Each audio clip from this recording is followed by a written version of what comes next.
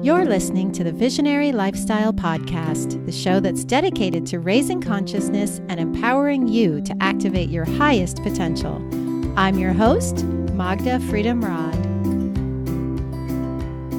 Greetings, Rainbow Warriors. I am coming to you today from Croatia, and this will be my last show from here. Croatia has been a mixed bag for me, guys. No shortage of lodging crises, crazy situations, or tourists since I am here in high season. And like I said on the last episode, I learned my lesson about that, and hopefully my loss is your gain. On the upside, I was blessed enough to do some island hopping and see and swim in some of the most beautiful clear water I've ever seen. I even made it to the beach that was voted best beach in Europe, and that was a highlight for sure. Getting into nature always sets me straight. How about you? That Mama Nature sure is soul medicine, don't you think? Works for me every time. Something about swimming in the sea with light stream shining down through the water just soothes my soul. I'm really discovering my inner mermaid, guys, big time. So now on to today's show. Our guest today is Nicoles Seelinga. Nicoles' purpose is to empower business and people everywhere she goes.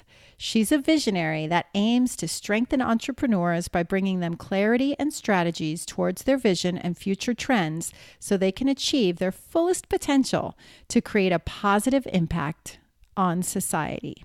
Sound familiar, guys? Moreover, she's focused on adding social and sustainable values to the projects she works with, at the same time as working on the business model to diversify and improve revenue streams for greater growth and impact. She creates custom-made workshops using collective intelligence tools to creatively solve problems, enhance innovation, and find a holistic strategy to achieve business goals. She's also empowering people's mindset with workshop subjects such as overcoming limiting beliefs and creating positive change. And for those who want to achieve their best selves, Nicole helps to identify their main characteristics and passions to create a unique and personalized career or business. So what this means, guys, is if you're an entrepreneur, or dare I say aspiring digital nomad, Nicole is someone you want to know and maybe work with. I caught up with her at the DNX conference in Lisbon last year, and fortunately we got time to sit down so I could pick her brain about all she's up to. Enjoy, and namaste. Nicoles Seelinga, welcome to the show. Hi, thank you for having me. Oh, you have such a sweet little voice. Thank you. You're originally from Brazil. Yes, Yeah. I'm from Brazil, from Rio. Yes. Although it feels more like I'm from the world. It just doesn't feel like you're from one place only, right? You go anywhere, you identify with everyone. Mm-hmm. And I feel like every place where I've been just gives me a little bit of, an extra part of myself. So. Yeah, I like that. I was looking at your Instagram, and your description is lead catalyst, world citizen, and location independent, empowering business and people wherever I go. And I really resonate with the world citizen. Yeah. And just that concept, and that's what we're talking about just there as to start, is that, I want to live in a world with no borders, right? Exactly. Yeah. For me, this is really important.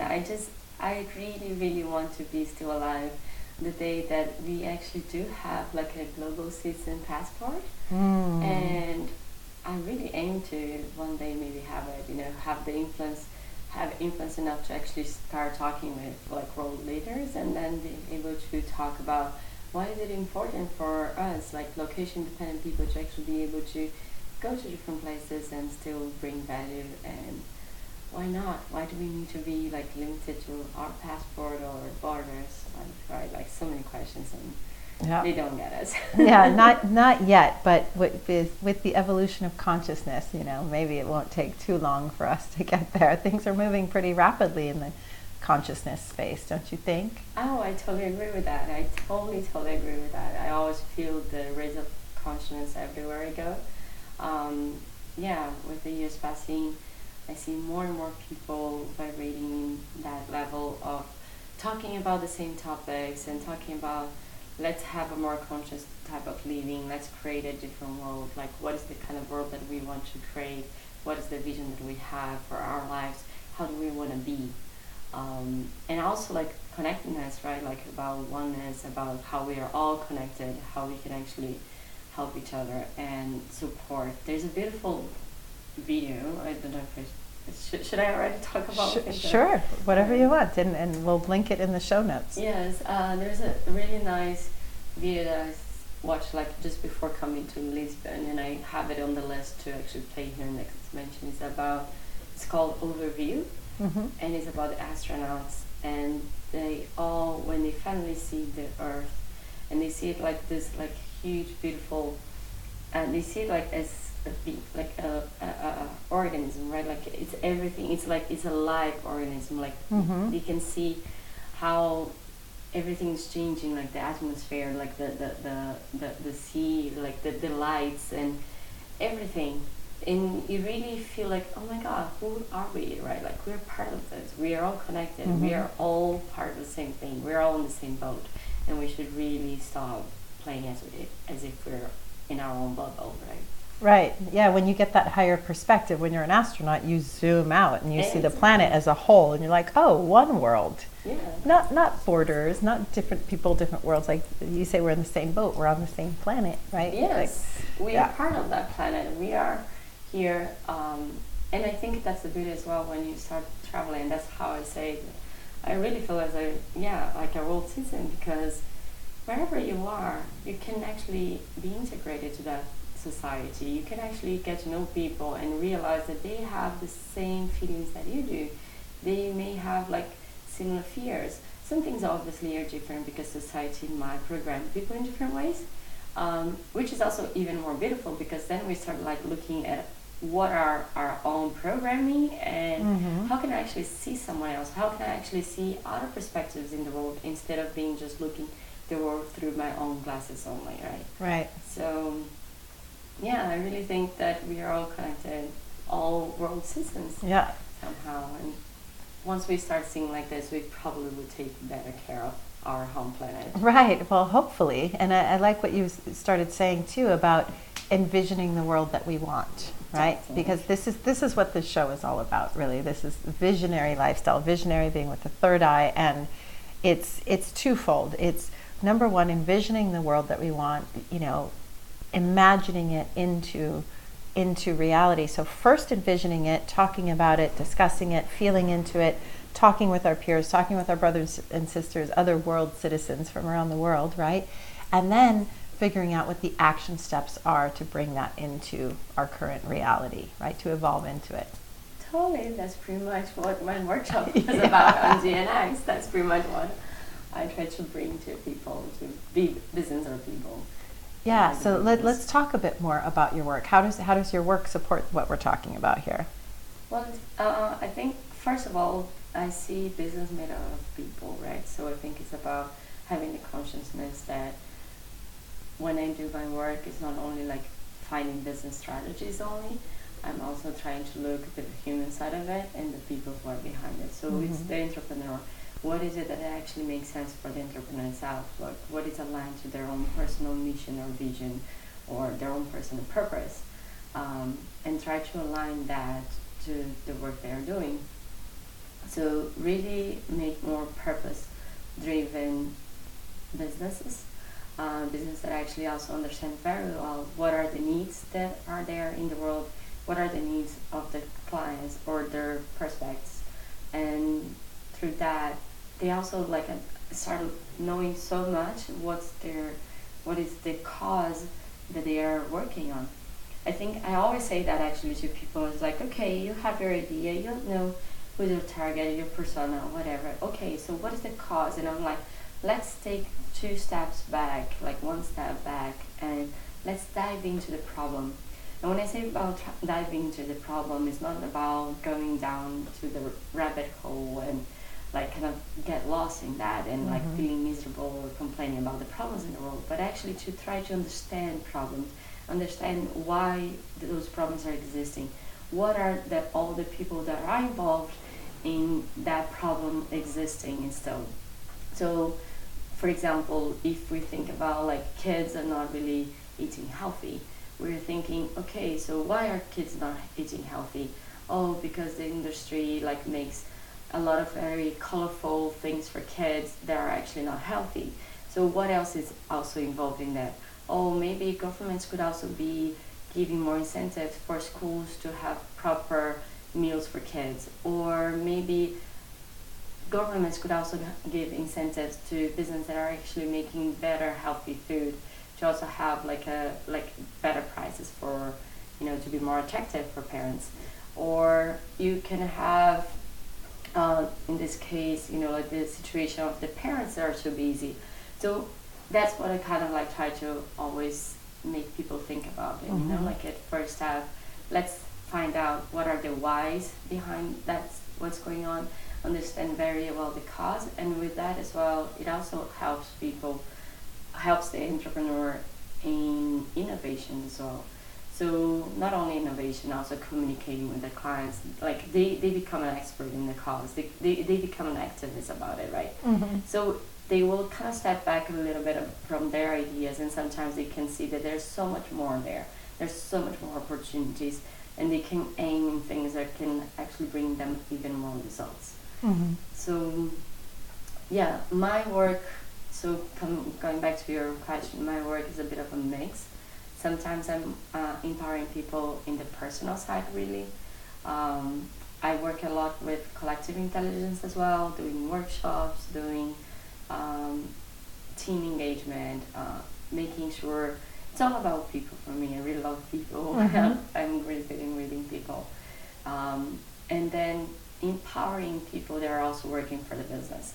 How are their values and visions like being aligned to that work that they are doing in a company, for example? How can they actually feel that they are participating more? How can they actually feel they're co-creating with the company? How can they create, how they can feel that their values are there, that their life is fulfilled, and that doing their job, it's actually fulfilling for them. So it's not like everyone needs to be an entrepreneur, but I think everyone wants to feel like they're making a difference. So for me, it's really about that. What is the world that we want to create? What are the solutions that we bring to the world? And instead of just like trying to sell one more thing that the world doesn't really need, how can we actually create like real solutions? Like we have plenty of problems in the world, right? So if everyone feels empowered to just go and solve something, we create a problem-free world, kind of. That sounds like a good plan. I like where you're going with this. Well, I hope that it's true that everybody wants to make a difference.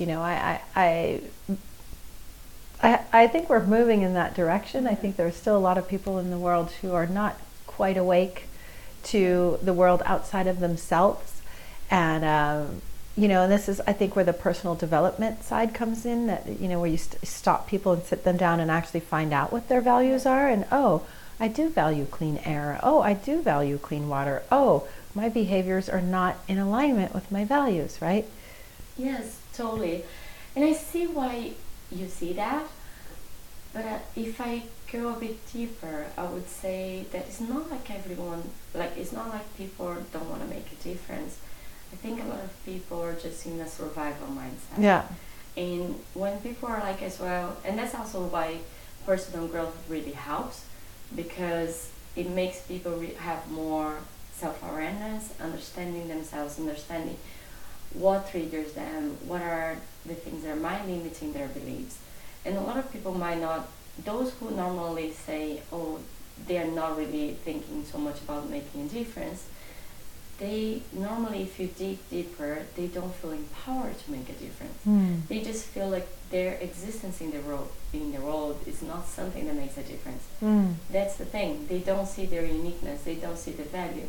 And once people actually realize that every single person in this planet has an impact, then we realize that everyone's making a difference, right? Because if everyone, throws paper on the street, right? Like every single person will throw a little piece of paper in the street, then when you see it's like just everything's a mess. Not only a mess, if it rains and then it gets flooded and Right. There's so many problems, and if people start seeing that every single action that they do can create an impact in the world, whether it's positive or negative, even with their own emotions, even the way that they live life, right? Yep. If someone, it's really easy to go outside and make someone smile, treat someone kindly, and bring this positive vibe.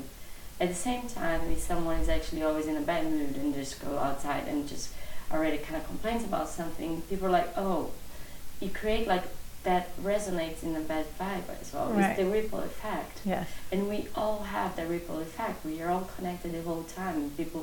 Once people start understanding that, we understand that everyone does makes a difference. Right. And whether positive or negative, it does go Exactly. both ways. We're walking around broadcasting all the time, Yes. and mostly unconsciously. mostly unconsciously, this is- it's about choice. But if it's unconscious, it's not really a Oh. choice, right? I I mean, you're not choosing to be unconscious. You're not choosing to be, True. mean to people, and because you're feeling bad, it's like a natural byproduct. People who treat people badly are in pain, They are in pain. right? It's Yes, not like I'm that's going to true. go out and be mean today. No, it's totally Right? true. I think it's, for me, that's the moment that I think it's good to raise awareness, right? Like Yeah. bring it to consciousness that in the end of the day, it's a choice.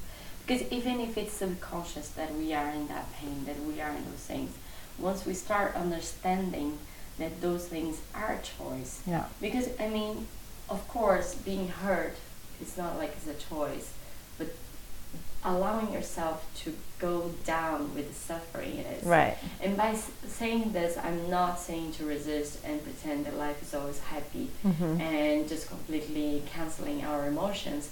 I think this is actually absolutely not at all a good idea. Right. I really believe that feelings are also great signs and we need to respect them. And we do need to be a world in which society especially should not be judging, for example, for bad emotions, right? Like Right. we should be able to be sometimes show our vulnerability and actually say, hey, wait, I'm a bit more chill today. I actually need to process something made me sad.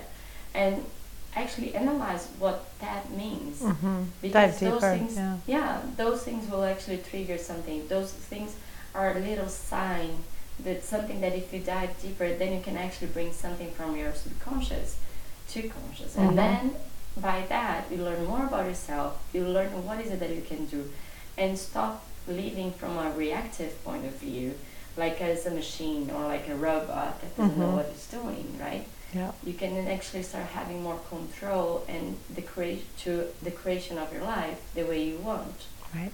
Yes.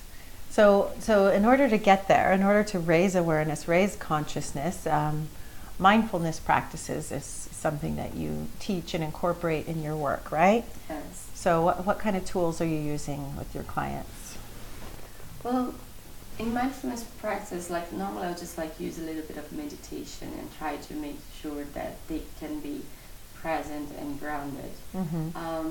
My work is very intuitive, so it's a bit difficult now to actually say in a scalable way, because it's really like it just comes to me immediately. I'm talking with a client, sometimes I'll stop the session in that moment and like, hey, I feel like we need to do like some exercise here, some breathing exercises, like sometimes for them to actually pass the ego or pass like some programs that are in their mind that are actually blocking them to actually connect with their core.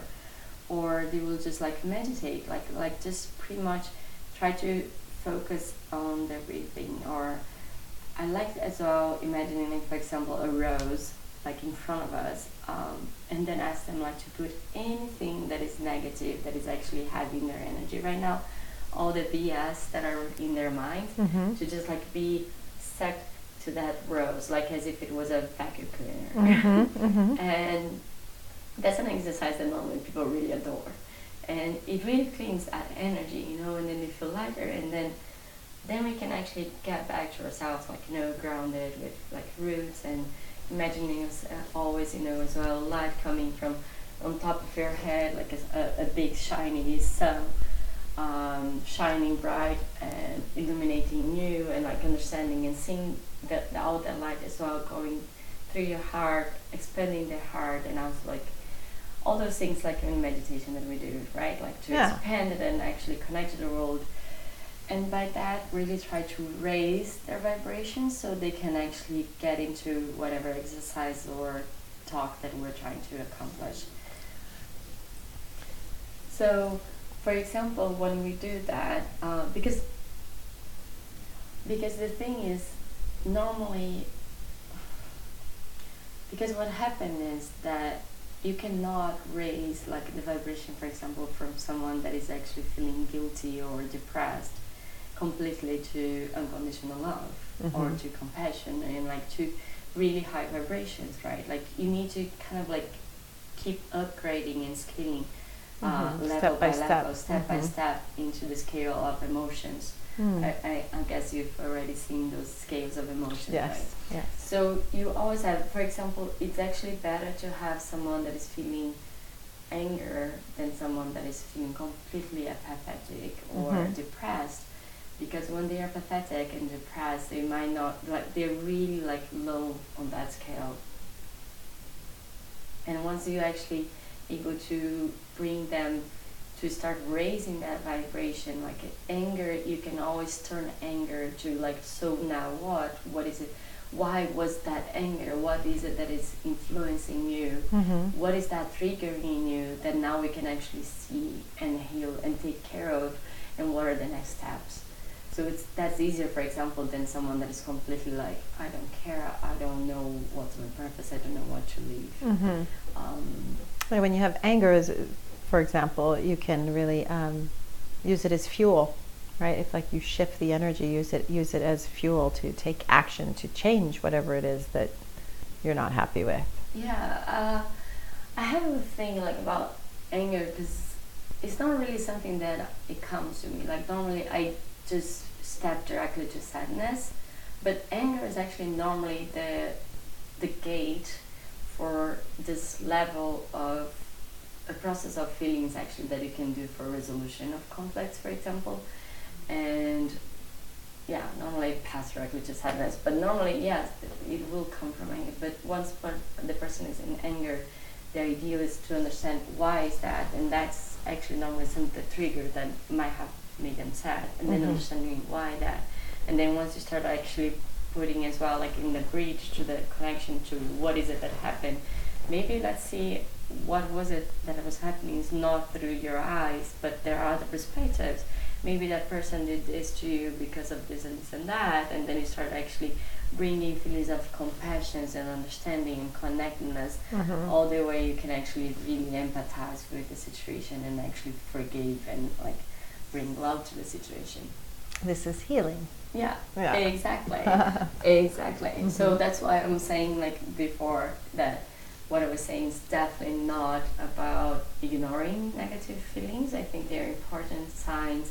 They're important signs to say, hey, what is that feeling? I'm sad. Well, maybe I'm not really doing the fulfilling kind of work that I want to. Maybe I'm not really following my path or following my bliss. So what is it I can do now? And start asking yourselves, right? Instead of feeling always stuck in the rat race or in the survival mode and just doing the shoulds and the society is telling us, oh, you should do this, you should do that. Rather than following your inspirations and really following your heart. Yeah. Well, I see this digital nomad community as people who are really following their passions, right? I mean, do you agree? No, they follow their passions. Some people don't really know their passions. Okay, I have a little bit of a thing now with the word digital nomad sometimes. Okay. But I mean, I love the community. I am myself a digital nomad. Maybe I'm the worst digital nomad ever. I'm not too online, and I should become more online so I can scale what I'm doing.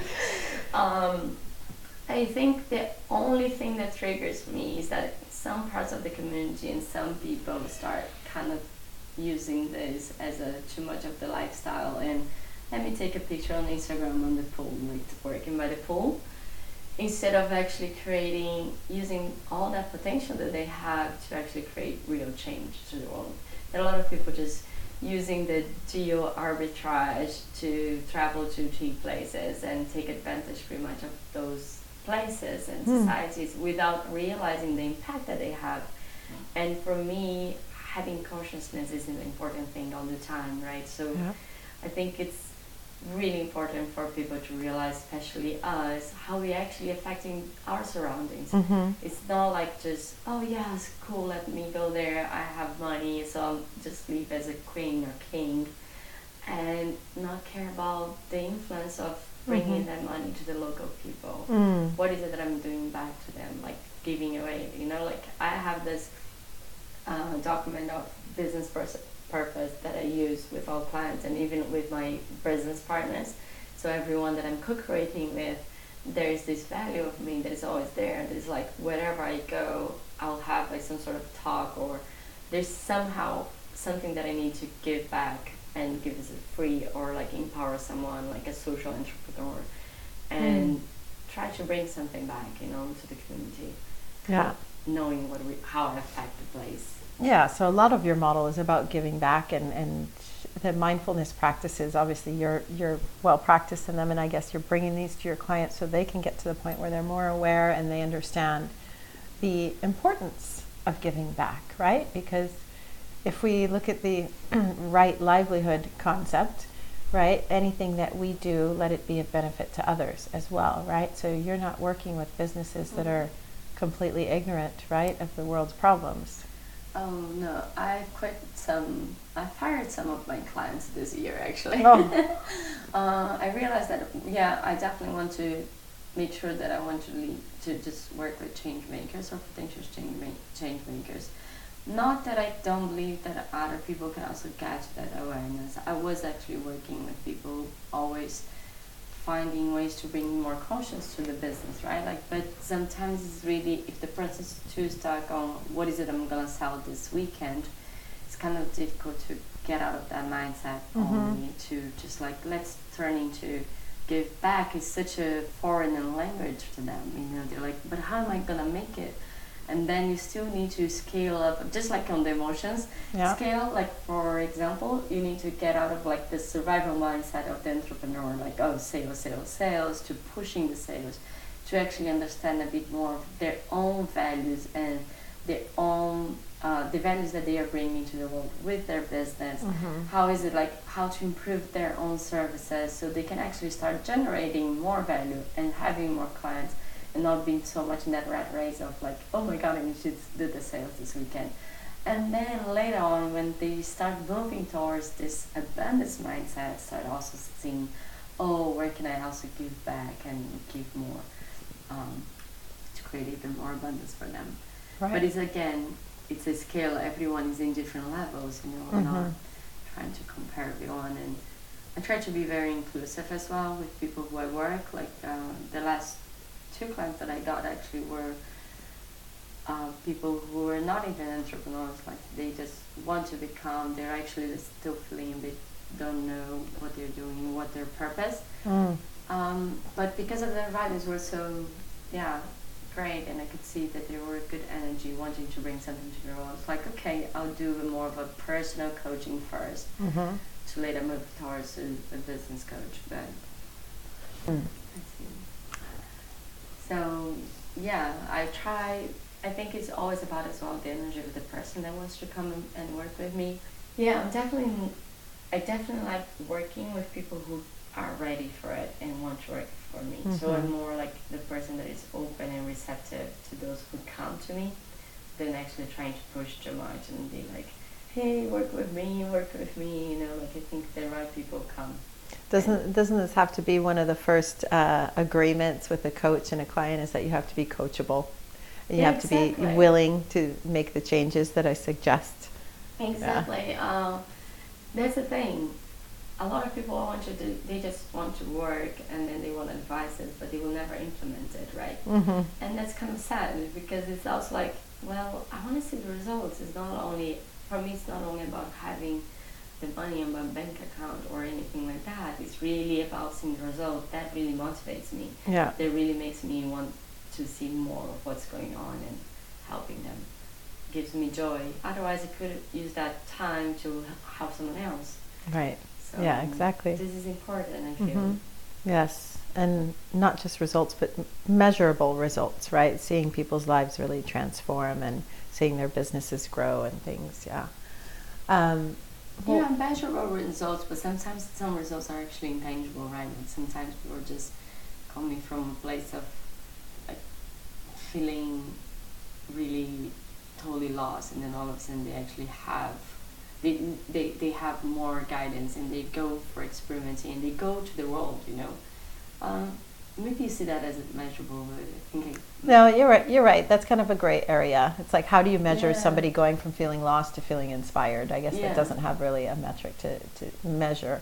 Because when you say the word measurement, I'm thinking already of numbers and business, right? Data. Yeah. And it's very like an Antonian way of thinking. Yeah. I think I told you, right? Like, because I work a lot with quantum leadership, and I'm trying to get away from just like the measurements and goals and like all those things, and actually we should start valuing more the intangible things and the invisible things. Even in business, in like valuing the culture, understanding the energy that is going on, the vision should actually be, and the potential things. Potentiality is a big thing in quantum.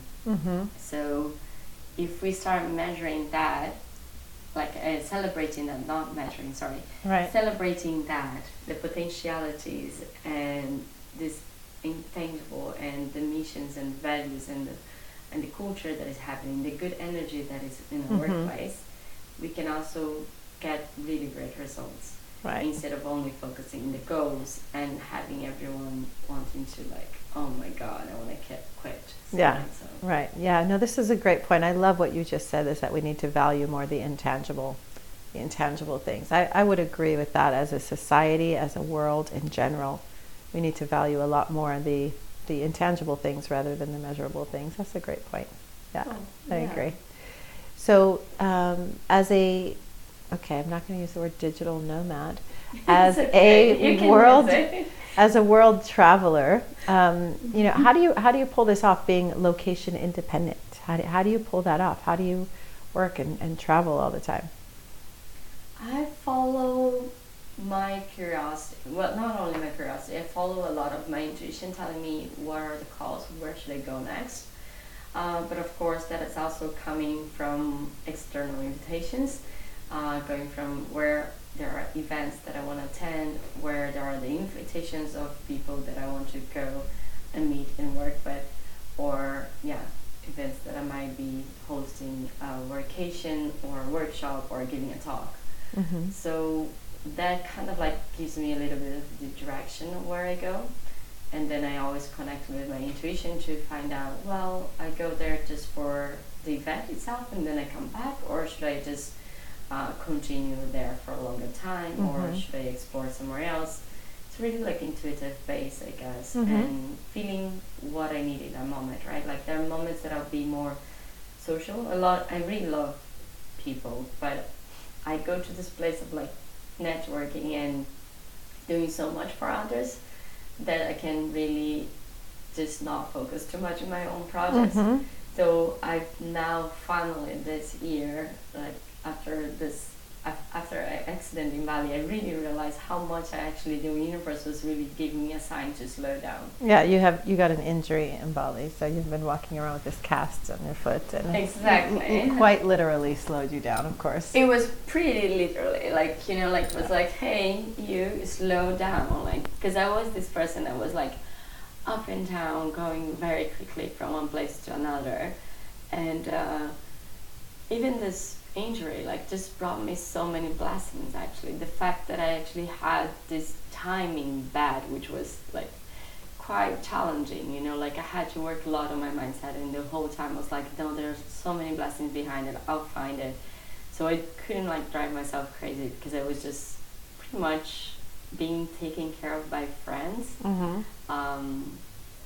Was super difficult, like, you know, like from super independent, all of a sudden people having to bring me water because I couldn't just jump with a cup of water in my hands, you know. So this whole time actually gave me a lot of reflections, even on the way of like I was being my own bottleneck. And I love working with people, so I love working on the offline world. But in the end of the day, if I stop working, then my work stops. Right. So those things like makes us reflect about life, and which is quite ironic because this is also like something that I always talk to my clients, and I've always told them this. So when are you going to up level from being a freelancer or self-employed to actually run a business? And then all of a sudden I was in that situation as well, and I was like, well, I have this idea on the back of my mind for the past 2 years, and why was it that I haven't worked that yet? Because I was working for clients and never to my own idea. So now was this moment to like slow down period. It's time to actually build something stronger and with bigger roots, like that is more like stronger. I think that's the word. Like something that can actually grow much bigger than me, because that was always my goal. Yeah, that's scalable, and not only that it's scalable in a way that's like, oh, I'm doing an online course, but it's also something that is actually bigger than me. I've always had this resistance of being online because of the whole resistance that I have about not wanting a personal brand about Nicole, Even though I've heard many times people like, why don't you have your own website with your personal brand? Why you're not on it? Things like that. I will still have my own YouTube channel, but I have it, but when I have more work on it, it's going to be way more to interview people and show other things and not about myself. Yeah. I don't want that kind of business. Yeah, I like it the same way too. I focus on the brand rather than on myself. And great piece of business advice that I got a long time ago was to never name your brand your name. Because if you can't sell it. I mean, people do, and then they sell their name, and then they can't use their own name anymore. So make it a brand with a different name. Exactly. No, I hear that so many times. It's so funny. People come to me quite a lot asking like advices about naming and everything. My specialty, my background was pretty much branding, and then some people come to me with the advice of that I should actually name my business my name, and I'm like, nope, you clearly don't know anything. This is a trend that I think is just a trend that is just not going anywhere, to be honest. Yeah. And then everyone is just kind of creating their own jobs, like eternal job, their own prison, because that's all you're gonna do. You're gonna be that's it. Yeah. That's what it is, and you won't be able, as I said, you won't be able to sell it. I think makes it harder for people to actually come and work for you, because it's always going to be this, oh, I'm working for this person, instead of like, oh my God, I'm so proud, I'm working for this cause. Right. I'm working for this brand, which is great because of this cause. It has everything to do. People will feel much more part of something that it's a cause than instead of a name. Yeah, I love that idea of having your brand be for a cause. What's the cause for your business? Cause for my business, I think, is how do I put this in one card? Well, it's bringing consciousness about business and people, like how to empower business and people, and through my triad, right? Like my triad for change making is business being seen together with personal growth and mindfulness. I see all the times, like we have so many content about all those topics, and we're talking about mindfulness or talking about personal growth, but they are all very isolated from each other. Personal growth and mindfulness, of course, they're related. Right. But when you get and you're able to put mindfulness into business and personal growth into business, then you really make a change. Then you really create change makers. Right. You get because for example, like a founder, like an entrepreneur, they don't understand. They're like so focusing, just working on their business. And if they forget to work on themselves and grow together with the business, at some point, the business might outgrow them. So it is important personal growth. And it's also funny because a lot of times talking with very pragmatic entrepreneurs and you talk about personal growth, they're like, yeah, I'm into personal growth. I'm always looking to how to become more productive. More what? More productive. Oh, more productive. So as just improving their productivity is a lot of room for education there. Huh? Exactly. That's what they see as personal growth. That's the like, oh, to me, yeah, personal growth what I can put out is doing. Okay. And that's the moment that for me, it's like, no, let's see what even more that it can be done. Like, what are your own personal skills on communications? Are you able to actually relate well with emotions? And because it's important for the person to also relate to emotions so they can understand other people's emotions. Right. And if they are like a successful entrepreneur growing in business, they will have teams, they will have customers. Mm-hmm. It is important for us to know how to relate to those things. Right, of course. Yeah, so personal growth, I mean, do you agree that personal growth leads to business growth? I do, definitely. Yeah. Definitely. I think like the stronger someone feels about themselves, not in a way of like ego thing, but like the stronger they feel, like the more empowered they will feel like, oh, I can actually make a change. That also makes their vision open up for bigger things, for bigger impact, and that will reflect on the business. If an entrepreneur can shift from a scarcity mindset, from fear-based decisions to a love and growth, abundance mindset decisions, they definitely will reflect that on the business, and they will have a much more conscious business. Yeah. And that's where the mindfulness is also coming to the triad. Yeah. And that's pretty much my goal, like bringing all those worlds together. Mm-hmm. Yeah, worthy goal. Let's bring more consciousness into business. Thank you for doing the work that you're doing. The world needs more consciousness, especially in business.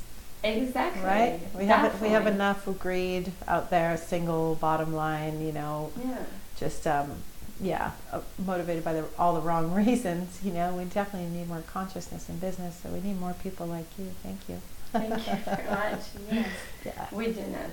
We do definitely need that to the world, and I think once business understand that business, they should be there to actually serve, right? Like, and they do have an impact to scale their solutions and actually serve a lot of people, and serve as well their own people, team, the entrepreneur itself. A lot of entrepreneurs, they open a business and they don't even realize what is it that they wanted the business to bring to them.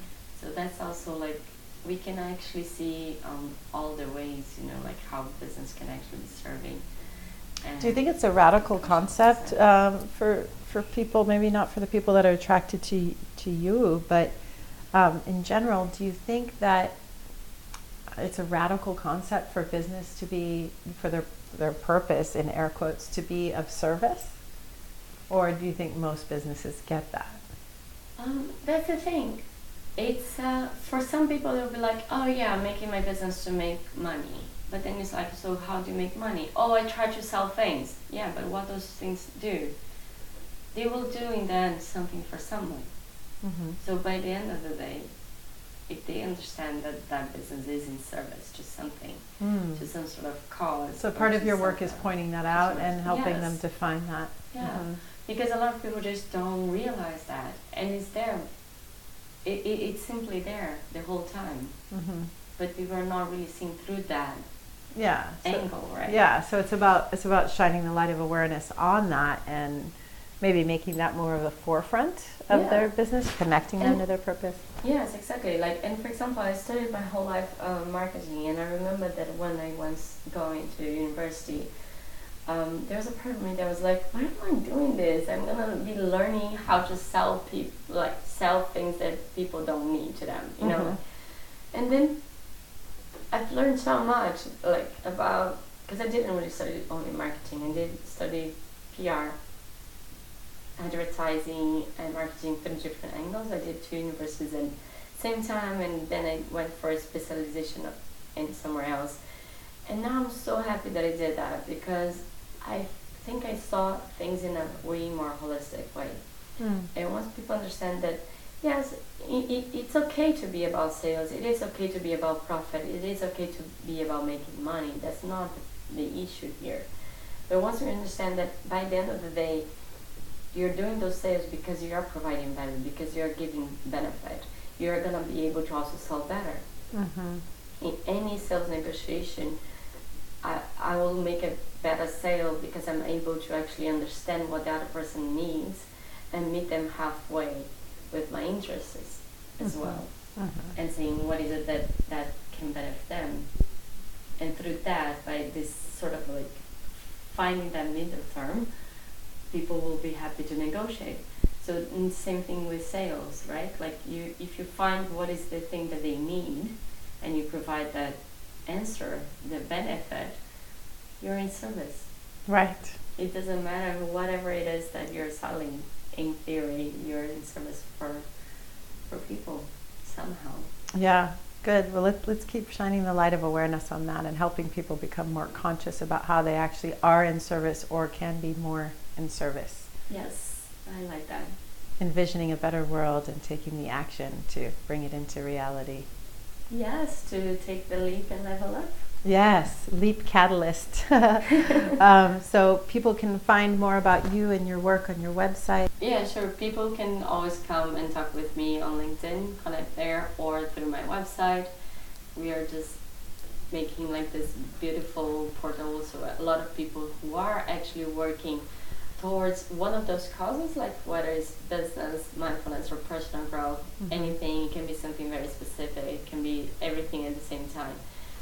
Just come and contribute. I'm all up for collaboration, co-creation, and we're creating pretty nice products that people can actually take very easy steps to apply in their lives. Beautiful. So let's connect all the world's citizens and up-level that consciousness and get people connected to their purpose, right? And ready to figure out how they can be a beneficial, right, presence on the planet. Exactly. Yeah. Let's create more change makers. Let's create more change makers. Perfect place to wrap it up. Thank you so much for your time, Nicole, and for everything that you're doing to make the world a better place. Thank you so much for inviting me. It was lovely to talk with you. Thank you. Namaste. Namaste. Thanks so much for answering the call to be here today.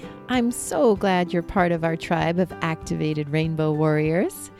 If you found the show in any way empowering or inspiring, I would be so grateful if you would share the show on social media or with friends and family that you think would benefit from these conversations. And also, rate and review the show in iTunes.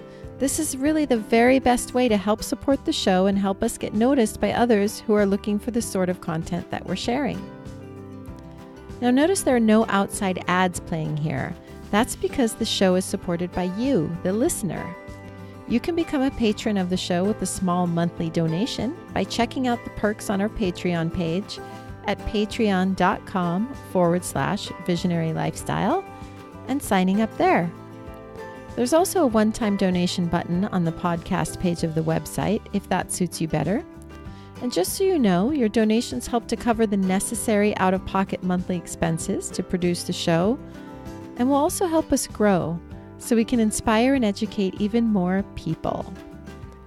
And hey tribe, I'd love to hear from you.